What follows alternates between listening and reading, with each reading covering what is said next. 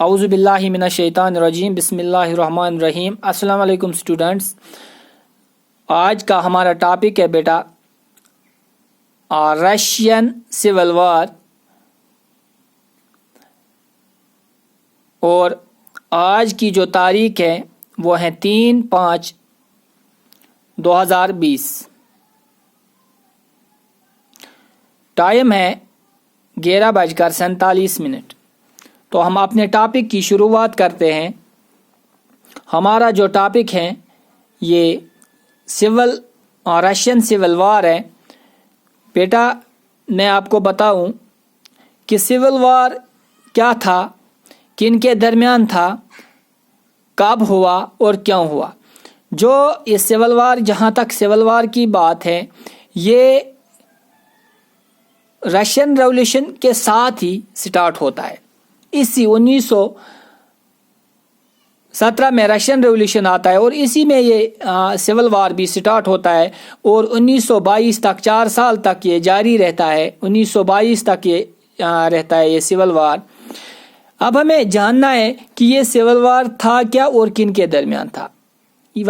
ये बेटा 2 ग्रुप्स के दरमियान था जिनको बोलते थे रेड्स वाइट्स। किन के दरमियान था ये? रेड्स और वाइट्स के दरमियान था। और इस वार को रशिया की हिस्ट्री में ही नहीं बल्कि पूरे दुनिया की हिस्ट्री में एक खतरनाक वार माना जाता है, क्योंकि इसने तकरीबन इस वार में 20 से 30 लाख लोग मारे गए। तो अब अंदाज़ा लगाओ कि ये वार किस किस्म का था और किस कदर खतरनाक था। अब हमें एक बात पता चली कि ये 2 ग्रुप्स के दरमियान थी, रेड्स और वाइट्स। अब हम जानेंगे ये वाइट्स कौन थे। बेटा जो ये वाइट्स थे, the whites were supporters of monarchy. ये वही लोग थे बेटा, ये मोनार्की को सपोर्ट करने वाले थे, डिक्टेटरशिप को सपोर्ट करने वाले थे। ये वही लोग थे जो जार जैसे हुक्मरानों को चाहते थे। ये वही लोग थे जो फिर से वही चाहते थे कि जो मुल्क हैं वो कुछ लोगों के हाथ में हो और बाकी लोगों के हुकूक खाए जाए, उन पे जुल्म किया जाए। ये वही लोग थे।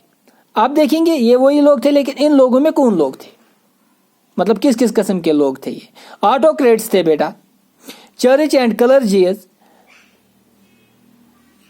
और एक ग्रुप था जिसको मेंशेविक्स कहते हैं, ये भी इसमें थे। किन में? वाइट्स में। अब हमें पता चला कि वाइट्स में कौन कौन थे, लेकिन अब देखेंगे कि ये लोग क्यों थे। पहले देखेंगे लैंड लॉर्ड्स क्यों थे इसमें। बेटा लैंड लॉर्ड्स इसलिए थे क्योंकि कम्युनिज्म का अब क्लियर कट आइडिया था, क्लियर कट कहना था कि जो लैंड डिस्ट्रीब्यूशन है वो इक्वल होगी, क्योंकि इनको नुकसान होने वाली थी। That is why they were opposite to the communism. और ये इसीलिए ये चाहते थे कि जो ये कम्युनिज्म है या जो ये बोल्शेविक्स की पार्टी है ये इक्तिदार में ना रहे और ये कम्युनिज्म यहाँ पे लागू ना हो, क्योंकि हमारा नुकसान होने वाला। इसी तरह ऑटोक्रेट्स थे जो हुकूमत में बड़े बड़े पोस्ट पे फाइज रहते थे और इनका फायदा उठाते थे, तो इनको भी नुकसान होने वाला था। और दूसरा क्लर्जी, चर्च एंड क्लर्जी, ये भी बड़ी सहूलियतों का फायदा उठाते थे हुकूमत के दौरान। तो इनको भी अब पता था कि अब हमारा भला नहीं होने वाला। तो ये ग्रुप भी इसलिए, ये लोग भी इसीलिए कम्युनिज्म के खिलाफ थे। और एक ग्रुप था जो अपोजिट ही थे बोल्शेविक्स के, मेंशेविक्स, क्योंकि इनको हुकूमत से इन्हीं ने गिराया था, इन्हीं ने इनको खत्म किया था बोल्शेविक्स ने। तो ये नेचुरली इनके दुश्मन थे।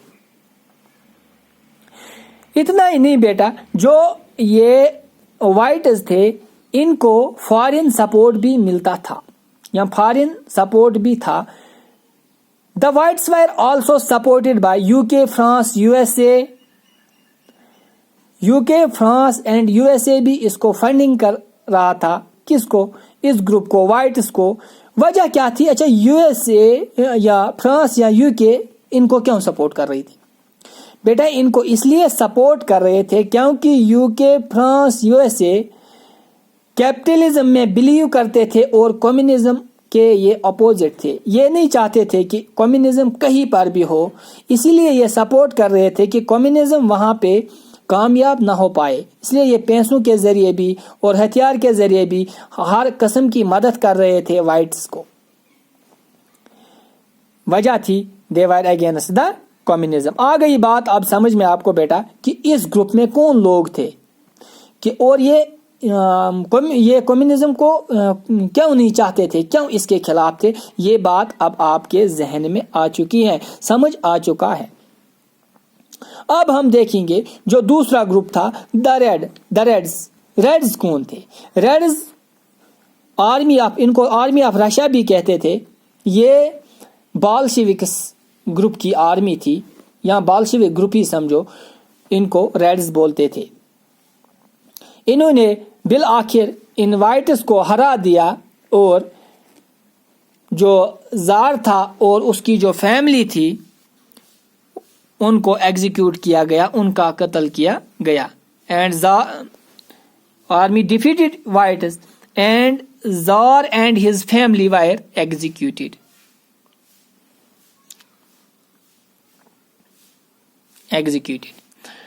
اور اس طرح سے کیا ہوتا ہے، Bolsheviks became the communist party of Russia, اور بالشوکس اب کیا بن گئی؟ Communist party of Russia. And establishment of USSR took place. اسی طرح سے اسٹیبلشمنٹ آف USSR بھی ہوتا ہے، مطلب رشیا کیا بن جاتا ہے؟ USSR بن جاتا ہے، اور ایک ہی سیاسی پارٹی کے ساتھ، ود ون سنگل پارٹی۔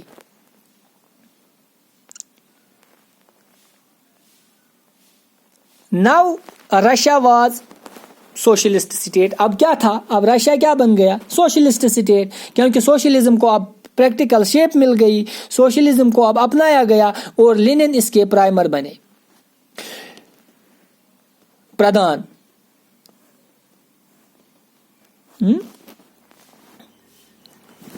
مگر یہاں پہ لینن جو تھا، لینن نے ایک اور چیز اس کمیونزم میں ایڈ کیا، جب اس نے اوپنلی بولا declared himself a dictator of workers. اس نے بولا میں ڈکٹیٹر ہوں، I am dictator, but the dictator of workers, dictator of workers. اب ہم دیکھیں گے، یہ اب سمجھ آ گیا سول وار کیا تھا، کن کے درمیان تھا، یہ ختم بھی ہو گیا، ہم نے کمپلیٹ کیا اور کمپلیٹ طریقے سے میں نے آپ کو سمجھایا بیٹا۔ اب ہم دیکھیں گے کہ جو یہ رشین ریولیوشن تھا، اب پورا کنکلوژن کی طرف آتے ہیں۔ رشین ریولیوشن کا کیا امپیکٹ تھا، رشین ریولیوشن کا کیا امپیکٹ پڑا، کیا اثر پڑا، رشین ریولیوشن کا کیا امپیکٹ پڑا۔ Impact of Russian revolution, and of the largest مونارکی of the world. پہلے کیا ہوا؟ سب سے پہلے کیا ہوا؟ جو سب سے بڑی مونارکی تھی، جس کو کون لیڈ کر رہا تھا؟ زار، وہ ختم ہو گئی۔ دنیا کی سب سے بڑی مونارکی سسٹم جو تھا رشیا میں تھا، اور ختم ہو گیا کس سے؟ Russian revolution. Communism found its practical shape. Communism جو اب تک کتابوں میں تھا، لیکن آج اس کو پریکٹیکلی اپنایا گیا۔ اس کا مطلب ہے اب اس میں جو اب جان پڑ گئی، روح میں اب جان بھی پڑ گئی۔ ایک اور چیز، nationalisation of all resources. Nationalisation, اب جو بھی وسیلے تھے، جو بھی کنٹری کے وسیلے تھے، جو بھی کنٹری کے ریسورسز تھے، اب یہ کسی ایک کے نہیں، بلکہ یہ نیشن تمام قوم کے بن گئے، حکومت کے بن گئے۔ اب یہ گورنمنٹ کے ہیں، کسی عام انسان کے ہاتھ میں نہیں رہیں گے۔ ایبالشن آف پرائیویٹ پراپرٹی، جو پرائیویٹ پراپرٹی ہے یہ ایبالش ہو گیا، اب یہ ختم ہو گیا، یہ پرائیویٹ پراپرٹی کوئی نہیں رکھ سکتا تھا۔ امپلیمنٹیشن آف مین، سب سے اہم چیز کیا ہو؟ Implementation of 5 year plans. 5 year plans वो होते हैं जब हम हर साल के बजट में प्लान रखते हैं 5 साल के लिए कि हमें क्या करना है, किस फील्ड में कितना खर्च करना है, क्या करना है, उसको 5 ईयर प्लान इन्होंने अपनाया। और ये जो ये 5 ईयर प्लान है हमारे मुल्क में भी है, लेकिन जो रशिया है, रशिया ने 1928 में इसको अपनाया, इस सिस्टम को लागू किया। और इंडिया में भी है ये, इंडिया ने 1952 में अपनाया 5 ईयर प्लान्स। और जो ये कंसेप्ट था 5 ईयर प्लान्स, ये इंडिया ने बारो किया है रशिया से ही।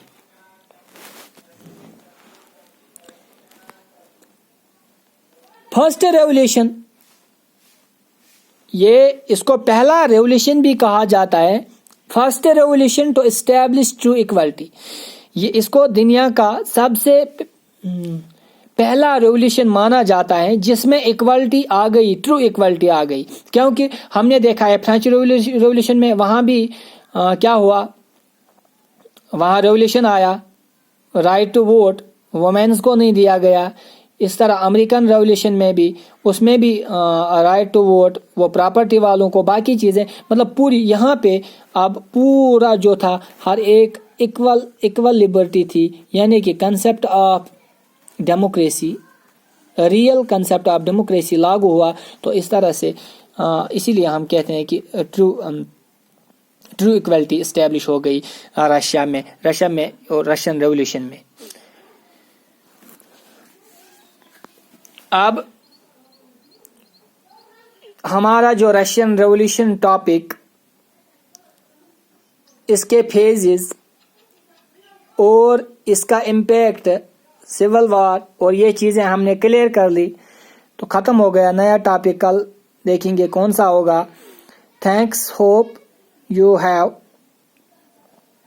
विल अंडरस्टैंड, और आप इसको अंडरस्टैंड करने की कोशिश करोगे और दोबारा से रिपीट करके इसको देखोगे और इससे फ़ायदा उठाओगे। और अगर कोई क्वेश्चन आपके जहन में उठा तो पता ही है आपको, हमारा ग्रुप जो चल रहा है उसमें शेयर कीजिएगा, मैं जवाब देने के लिए हाजिर होगा। Thank you very much.